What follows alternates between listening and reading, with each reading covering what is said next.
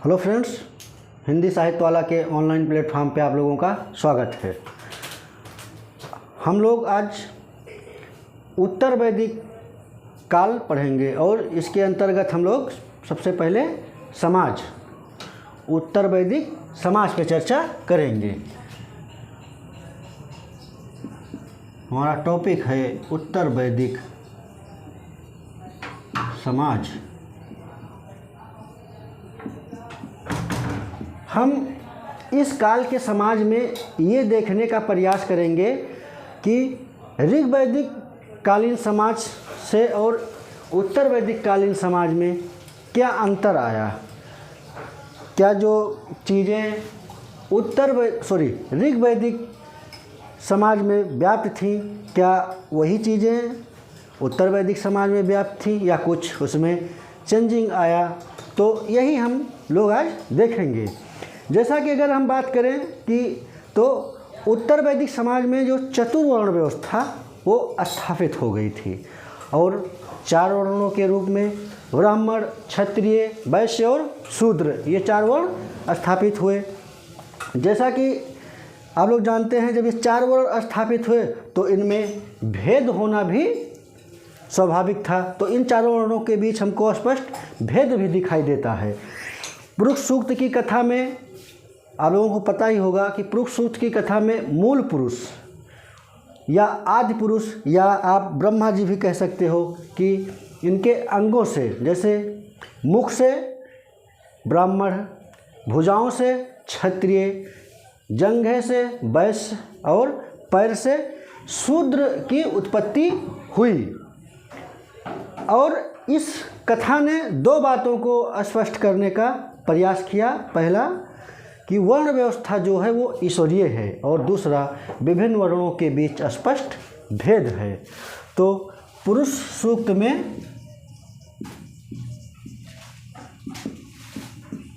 4 वर्णों की उत्पत्ति का हमको उल्लेख मिलता है ऋग्वेद के 10वें मंडल। और हमने बताया कि इस काल की कथा ने, जो एक कथा सुनी आपने, 2 बातों का स्पष्ट उल्लेख। नंबर 1 वर्ण व्यवस्था ईश्वरीय है और नंबर 2 विभिन्न वर्णों के बीच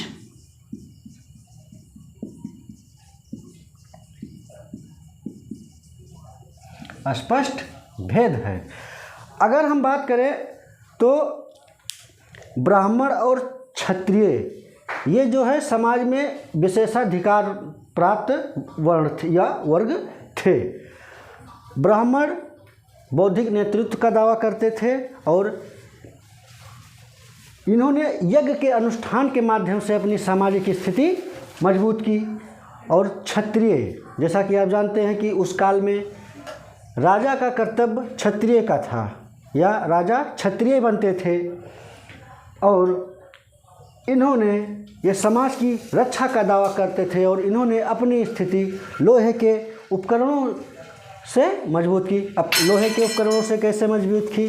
जब राजा क्षत्रिय ही होता था तो उस काल में इनके जीवन में युद्ध का भी बहुत महत्व होता था और जब युद्ध का महत्व था तो स्वाभाविक है कि बेहतर किस्म के इनको उपकरणों की आवश्यकता होगी और उस काल में लोहे के उपकरण थे। तो लोहे के उपकरणों के आधार पर इन्होंने अपनी स्थिति मजबूत की। अगर हम बात करें वैश्य, तो वैश्य समाज में एकमात्र ऐसा वर्ण था जो उत्पादन और करदाता वर्ण था। सतपथ ब्राह्मण में उसे अनस्य बलकीर्ता अर्थात अनाज के रूप में कर देने वाला कहा गया है। तो वैश्य को सतपथ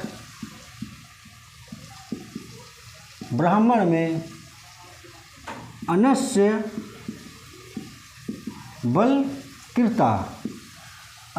बलिकीर्ता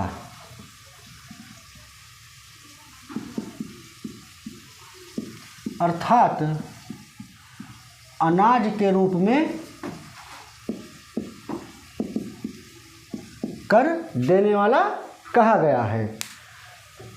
इन तीनों वर्णों को द्विज कहा गया है और द्विज का मतलब दोबारा जन्म लेना। तो ब्राह्मण, क्षत्रिय और वैश्य को द्विज कहा गया है। इसका मतलब दोबारा जन्म लेना। इससे पृथक जो है शूद्र थे, जिनका काम इन तीनों वर्णों की सेवा करना था और समाज में इनकी स्थिति सबसे नीचे थी। इस काल में अगर हम महिलाओं की स्थिति पे बात करें तो इस काल में महिलाओं की स्थिति में तुलनात्मक रूप से गिरावट हमको देखने को मिलती है। अगर उदाहरण के तौर पर देखें तो ऐतरेय ब्राह्मण नामक ग्रंथ में पुत्र के जन्म को खुशी के रूप में देखा जाता था और उसको परिवार का रक्षक माना जाता था, और पुत्रियों के जन्म को दुख का कारण बताया जाता था। तो किस बात में? ऐतरेय ब्राह्मण में।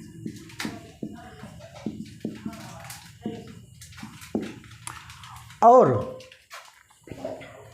साथ ही इस काल में सभा में महिलाओं का प्रवेश वर्जित हो गया। जो ऋग वैदिक कालीन संस्थाएं आप लोग जानते हैं कि सभा, समिति, विदत और गण थी, तो उत्तर वैदिक काल में सभा में महिलाओं का प्रवेश वर्जित हो गया।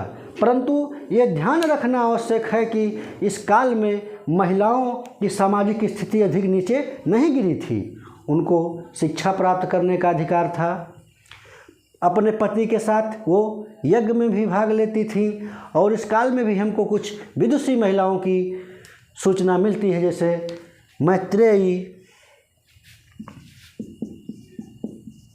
मैत्रेयी, कात्यायनी और गार्गी आदि विदुषी महिलाओं की भी हमको इस काल में सूचना मिलती है। इस काल में अगर हम देखें तो परिवार की मुखिया की स्थिति और मजबूत हुई। अब वो जो है परिवार के अन्य सदस्यों को पारिवारिक संपत्ति से वंचित कर सकता था। अगर उदाहरण के तौर पर आप देखें तो विश्वामित्र ने अपने 50 पुत्रों को घर से निष्कासित कर दिया था। और उत्तर वैदिक अगर और हम देखें इस काल में तो तलाक प्रथा का भी हमको उदाहरण देखने को मिलता है, वो अथर्ववेद में। तो अथर्ववेद में तलाक प्रथा का भी उदाहरण देखने को मिलता है, और शुक्ल यजुर्वेद की वाजस्नेयी संहिता में वैश्यावृत्ति का भी एक झलक हमको दिखाई देती है। तो इस काल में वैश्यावृत्ति जो है, तो अथर्ववेद में विवाह विच्छेद, जिसको आप तलाक, तो तलाक प्रथा का जो है उल्लेख, और शुक्ल यजुर्वेद की वाजस्नेयी संहिता में वैश्यावृत्ति को औपचारिक मान्यता दी गई।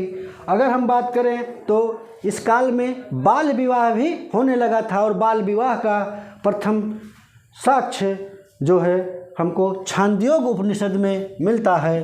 तो बाल विवाह का पहला उल्लेख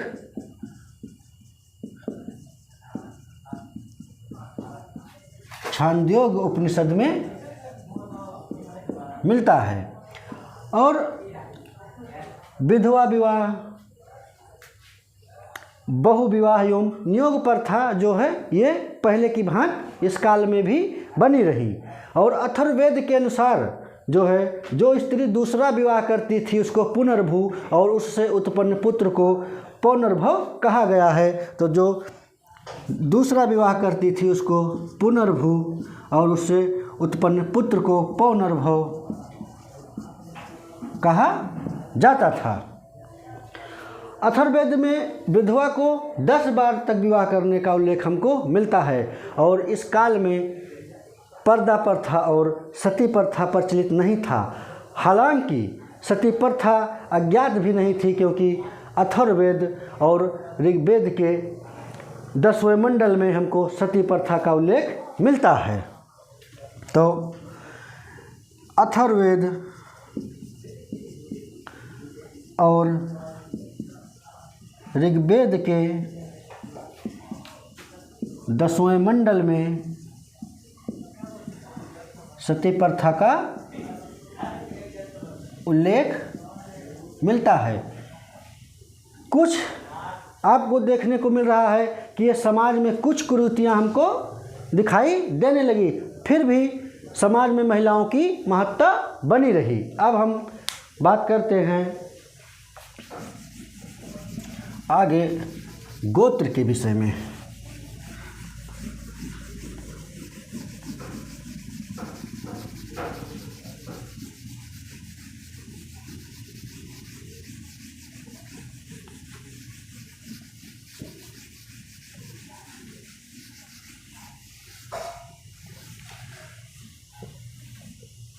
इस काल में हमको जो है कि एक प्रमुख विशेषता दिखाई देती है वो थी गोत्र की अवधारणा का विकास। गोत्र जो है गोष्ठ शब्द से निकला है।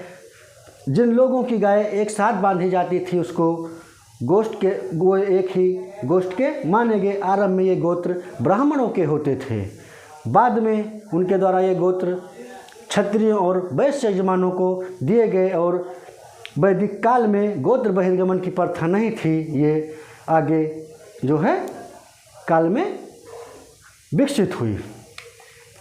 और अगर इसी काल की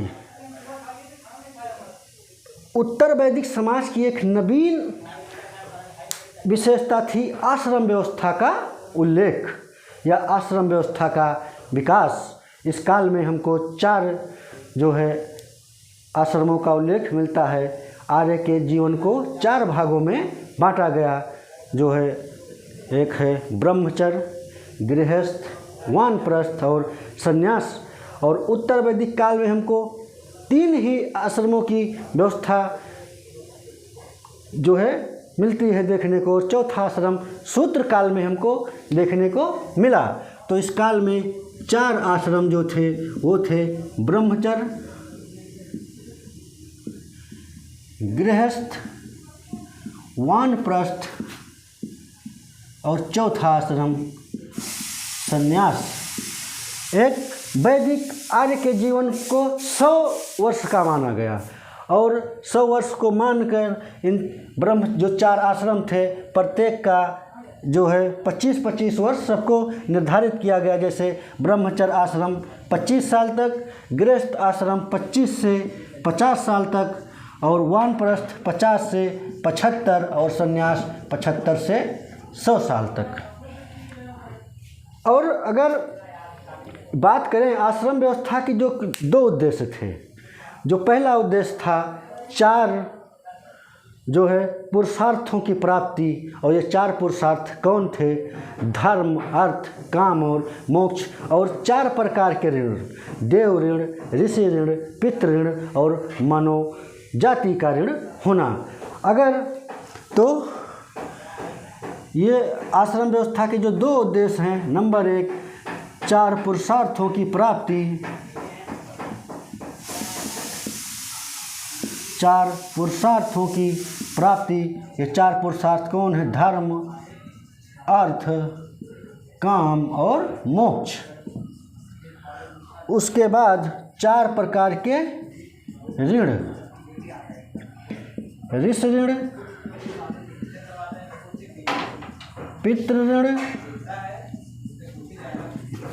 देव ऋण और मानव जाति का ऋण। ये 4 प्रकार के ऋण हमको देखने को मिलते हैं। परंतु इसका व्यवहारिक उद्देश्य, अगर हम इसके व्यवहारिक उद्देश्य की बात करें तो इसका व्यवहारिक उद्देश्य था निजी उद्यम और सामाजिक नियंत्रण के बीच संतुलन बनाकर चलना। तो ये था उत्तर वैदिक समाज के बारे में। नेक्स्ट टॉपिक पे हम लोग नेक्स्ट क्लास में चर्चा करेंगे उत्तर वैदिक राजनीतिक व्यवस्था के बारे में। उसमें भी देखने का प्रयास करेंगे कि इस टाइम के राजनीतिक व्यवस्था में क्या क्या चेंजिंग हुए। तो मिलते हैं नेक्स्ट क्लास में। धन्यवाद।